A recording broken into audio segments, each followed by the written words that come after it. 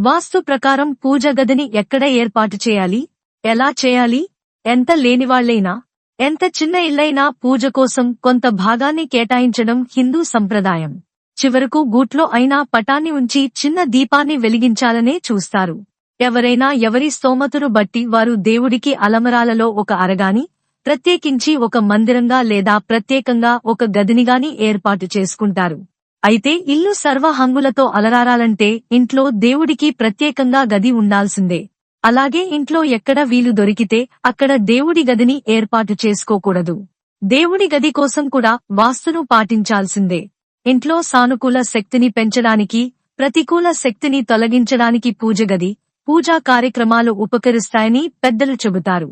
పూజగది విషయంలో దాని మూలకాలు, శక్తిని పరిగణనలోకి తీసుకుని ఈ గది నిర్మాణానికి కొన్ని సూత్రాలను రూపొందించారు పెద్దలు.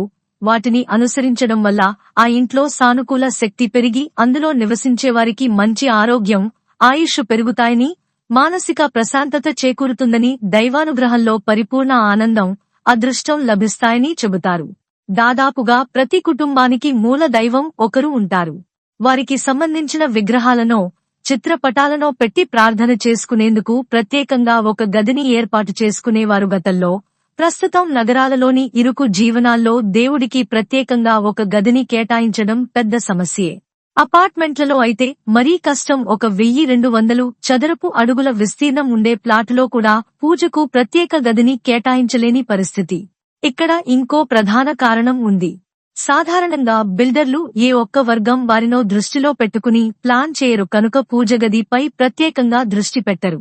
ఒకవేళ నిర్మాణ దశలోనే కొనుక్కునేవారు, ప్రత్యేక అభిరుచి ఉన్నవారు మాత్రం చిన్నదైనా పూజగది కావాలని కోరుకుంటారు. ఒక గదిని ప్రత్యేకంగా కేటాయించాలని అనుకునేవారి కోసం వాస్తు ప్రకారం పూజగదిని ఎక్కడ ఏర్పాటు చేయాలి, ఎలా చేయాలి అనే విషయాలను తెలుసుకుందాము. మీరైతే ఈ వీడియోని ఎక్కడా కూడా స్కిప్ చేయకుండా చివరి వరకు చూడండి.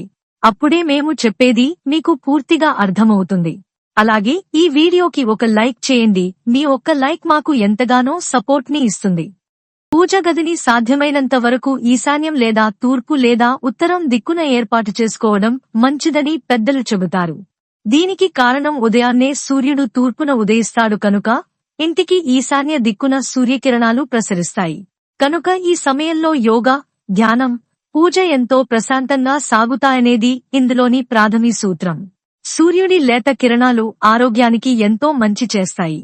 కనుక పూజగదికి ఈశాన్య దిక్కును ఎంచుకోవడం మంచిది. 2 అంతస్తుల ఇల్లైతే పూజగదిని ఎప్పుడూ కింది భాగంలోనే ఏర్పాటు చేయాలి.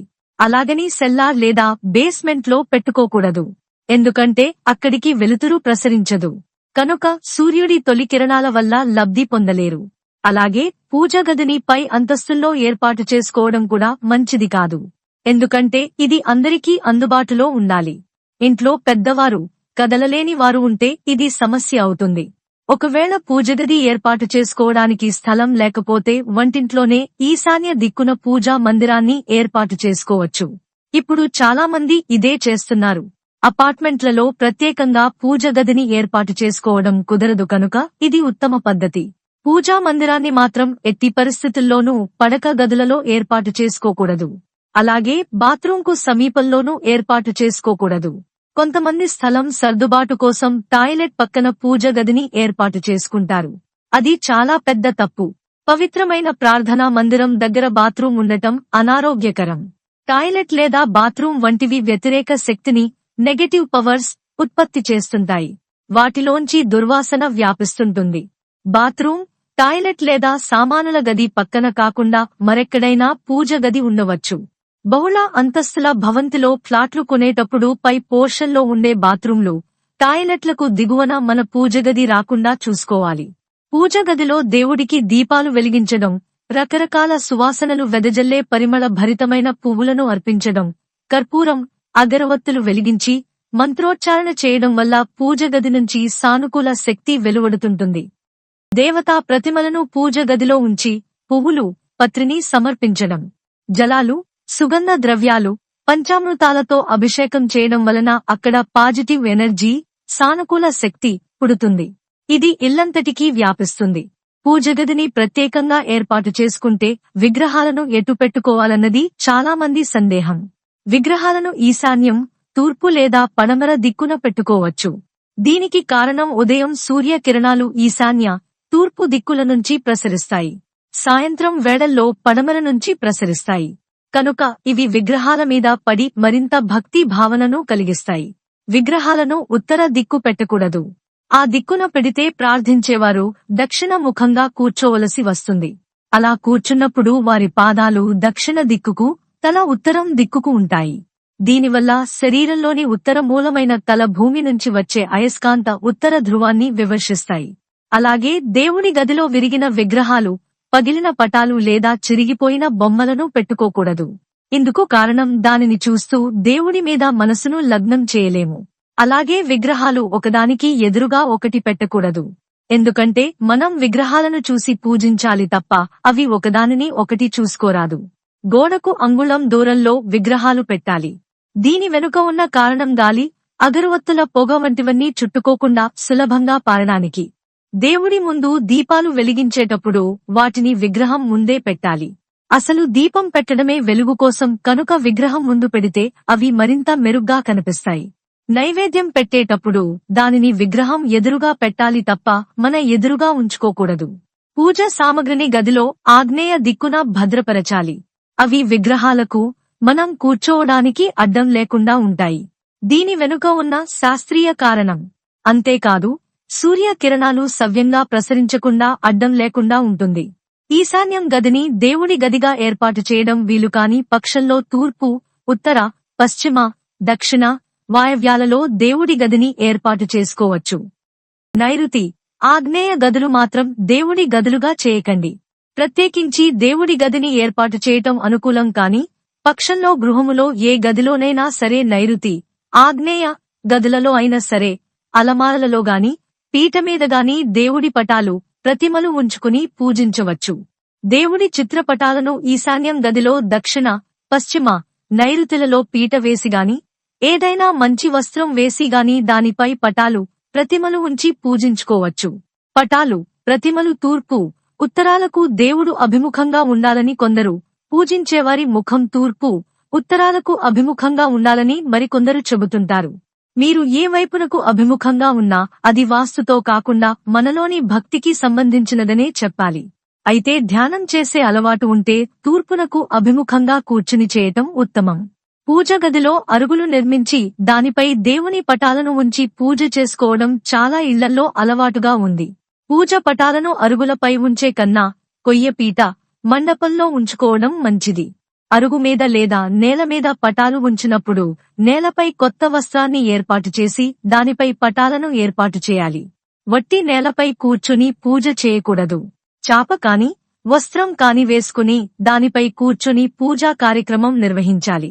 పూజామందిరంలో నిత్య దీపారాధన ఎంతో శుభకరం. మరో ముఖ్య విషయం ఏమిటంటే పూజ గదికి ఎటువైపు కూడా ఆనుకుని బాత్రూం లేదా టాయిలెట్స్ ఉండకూడదు. ఇదే విధంగా పూజ గది పైన గాని, కింద గాని టాయిలెట్స్ ఉండకూడదు. ఈ విషయంలో అపార్ట్మెంట్లో ఉండేవారు జాగ్రత్తగా ఉండాలి. చాలా వరకు అపార్ట్మెంట్స్ లో ఒకరి పూజ గది పైన ఇతరుల టాయిలెట్స్ వచ్చే అవకాశాలు ఉంటాయి. అందుకని ఈ విషయాన్ని తేలికగా తీసుకోకూడదు. అలాగే పూజ గది మీద రూఫ్ చేసి వస్తువుల్ని అక్కడ దాస్తుంటారు. అలా చేయకూడదు. మరణించిన తాత ముత్తాతల ఫోటోలు పూజ గదిలో పెట్టడం సరికాదు. చాలా మంది పెద్దల పట్ల గౌరవం చూపిస్తున్నామని భావిస్తుంటారు. పెద్దల విషయంలో మనకున్న గౌరవానికి గాను వారి ఫోటోలకు ప్రత్యేకంగా ఉండాలేగాని పూజ గదిలో దేవుడి ఫోటోలతో సమానంగా ఉంచడం శుభకరమైన విధానం కాదు. కాని అవి మన దృష్టిని, ఆలోచనలను మరల్చడమే కాదు, బాధాకరమైన జ్ఞాపకాలు వస్తే ఏకాగ్రత దెబ్బతింటుంది. ఇళ్లలోని పూజా మందిరాల్లో పూజించే దేవతామూర్తుల విగ్రహాలు ఎప్పుడూ మరీ పెద్దవిగా ఉండకూడదు. సాధారణంగా అంగుష్ట ప్రమాణంలో బొటన వేలెడంత మాత్రమే ఉండాలని బ్రహ్మశ్రీ చాగంటి కోటేశ్వరరావు గారితో సహా ఎంతోమంది పెద్దలు చెబుతుంటారు. ఇంట్లో ఉండే విగ్రహాలు పెద్దవిగా ఉంటే వాటికి మామూలుగా ఇంట్లో చేసుకునే పూజ సరిపోదు. విశేష పూజలు, నైవేద్యాలు సమర్పించాలి. పూజామందిరంలో డబ్బు, ఇతర విలువైన వస్తువులను దాచడం సరికాదు. ఈ గదిని ఎప్పుడూ శుభ్రంగా ఉంచుకోవాలి. అలాగే గదికి ఎప్పుడూ 2 తలుపులు ఉన్న ద్వారాన్నే ఎంచుకోవాలి. ఈ గదికి తప్పనిసరిగా గడప ఉండాలి. పూజామందిరం లోపల లేత రంగులే వేయాలి. తెలుపు, పసుపు లేదా లేత నీలాన్ని ఎంచుకోవచ్చు. దీనివల్ల మనసు ప్రశాంతంగా ఉండి దేవుడిపై దృష్టి పెట్టడం సులువవుతుంది. పటాలను గోడకు వేలాడదీయదలిస్తే దక్షిణ, పశ్చిమ గోడలకు పెట్టుకోవాలి. ఈశాన్యం గదిలో దక్షిణ, పశ్చిమ గోడలలో గల అలమారలో కూడా దేవుణ్ణి ఉంచవచ్చు. పూజ కోసం ప్రత్యేకంగా ఒక గదిని కేటాయించండి. లేదంటే శుభ్రత ఉండే గదిలో తూర్పు ముఖంగా దేవుని విగ్రహాలను ప్రతిష్ఠించాలి. సాధారణంగా మన ఇళ్లలో ఓ పెద్ద తప్పు చేస్తుంటారు. సెలవులకు ఊరెళ్తున్నాం కదా అని దేవుని గదికి తాళం వేసేస్తుంటారు. అలా చేయడం వల్ల దేవుడిని మనం ఇంట్లోకి రాకుండా ఆపినట్లు అవుతుందని పురాణాలు చెబుతున్నాయి. ఇంట్లో వారానికోసారి మాత్రమే పూజ చేస్తుంటారు కొందరు. అప్పుడే దేవుడి గది శుభ్రం చేస్తారు. అలా కాకుండా రోజువారీ దినచర్యలో భాగంగా దేవుడి గదిని శుభ్రం చేసుకోవాలి.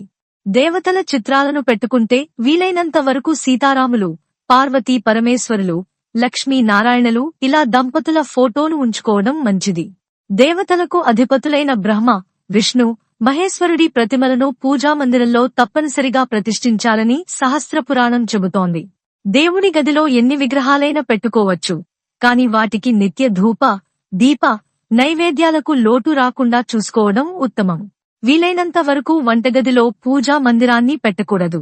ఎందుకంటే వంటగది ఎప్పుడూ చిందరవందరగా ఉంటుంది.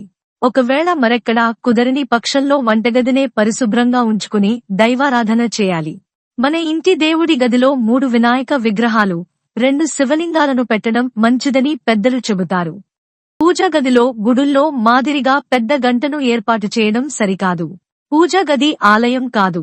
అది మన వ్యక్తిగత ధ్యానానికి, పూజకు ఉద్దేశించింది కనుక పెద్ద శబ్దాలు లేకుండా ఉంటుంది. చిన్న గంట సరిపోతుంది. ఇంటీరియర్ డిజైన్లో పూజగదిని మరింత అందంగా మార్చుకోవచ్చు. పూజగది గుమ్మం బ్లాక్ కలర్లో చెక్కతో తయారు చేసిన మెటీరియల్ ఉంటే ఆధ్యాత్మికత తట్టిలేపేలా ఉంటుంది. గుమ్మానికి ఇరువైపులా డిజైన్ చేసిన దేవుళ్ల ప్రతిమలు ఉంటే అందంగా ఉంటుంది. ఫ్లోరుకు ఇటాలియన్ మార్బల్స్ డిజైన్లను ఎంచుకుంటే పూజ సమయంలో ప్రశాంతత కనిపించేటట్లు ఉంటుంది. వైట్ కలర్ అయితే మరీ మంచిది. కబోర్డ్స్ కూడా ట్రెడిషన్ గా కనబడేలా ఉండాలి. వీటికోసం మార్కెట్లో చాలా రకాల డిజైన్లు అందుబాటులో ఉన్నాయి. పూజా సామాగ్రి ఎక్కడ పడితే అక్కడ కాకుండా ప్రత్యేకమైన కబోర్డ్లోనే పెడితే మంచిది. గది లోపలి భాగం మరీ తక్కువ కాకుండా ప్లాన్ చేసుకోవాలి. ఇలా ఉంటే పూజతో పాటు మెడిటేషన్ చేసుకోవడానికి ఉపయోగపడుతుంది. పూజగదికి ఇంటీరియర్ డిజైన్ కల్పిస్తే ఎల్లప్పుడూ ఆధ్యాత్మిక భావాలు కలుగుతాయి. గృహంలో పూజ గది అనేది ఆధ్యాత్మిక, శాంతి, ఐశ్వర్యం మరియు ఆశీర్వాదాలకు మూలమైంది. జ్యోతిషశాస్త్రం మరియు వాస్తు ప్రకారం పూజ గది యొక్క సరైన స్థలం, అలంకరణ మరియు వస్తువులు అమలు చేస్తే మన కుటుంబానికి శక్తిని, ధనం, ఆరోగ్యం, ఐశ్వర్యం వృద్ధి చెందుతుంది. పూజ గదిని జ్యోతిషశాస్త్ర సూచనలతో సరైన దిశలో, శుభ్రమైన, శక్తివంతమైన పద్ధతిలో ఏర్పాటు చేయడం ద్వారా మీరు అశుభ, కష్టాల నుండి దూరంగా ఉంటారు మరియు మీరు ఆశించిన శాంతిని, శక్తిని పొందవచ్చు. ఈ వీడియో గనుక మీకు నచ్చినట్లయితే ప్లీజ్ లైక్ చేసి మీ ఫ్రెండ్స్ కి షేర్ చేయండి. అలాగే మా కొత్త వీడియోస్ మీకు వెంటనే చేరాలంటే మా ఛానల్ ని సబ్స్క్రైబ్ చేసుకుని పక్కనే ఉన్నటువంటి బెల్ ఐకాన్ ని ప్రెస్ చేయండి. ధన్యవాదములు.